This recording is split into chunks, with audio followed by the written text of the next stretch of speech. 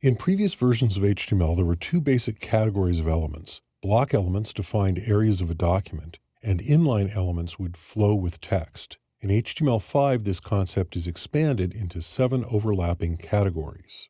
Content models define what types of content are expected in certain contexts. A given element may only have content that matches the requirements of its content model.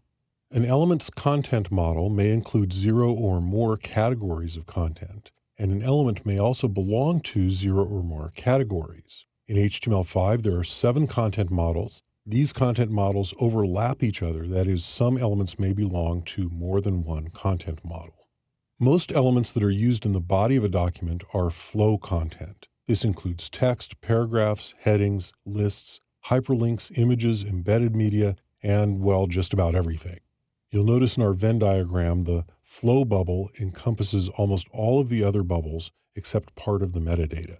Phrasing content includes the text of the document as well as elements that mark up that text. This includes images, hyperlinks, form elements, text markup like B and I elements, and pretty much anything else you can put in a paragraph.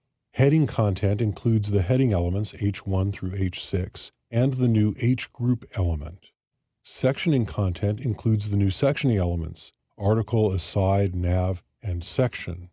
Embedded content is content that imports another resource into the document or content that is otherwise inserted into the document. This would include video, audio, Flash, other plugins, as well as images, canvas, and even math objects. Interactive content is content that is specifically intended for user interaction, like hyperlinks, form elements, menus, and even media if it has the controls attribute. Metadata content is content that sets up the presentation or behavior of the rest of the content, or that sets up the relationship of the document with other documents, or that conveys other out-of-band information. These 7 content categories represent the bulk of the content models used in HTML5. Understanding these will help you to write conforming documents that will be portable and maintainable well into the future.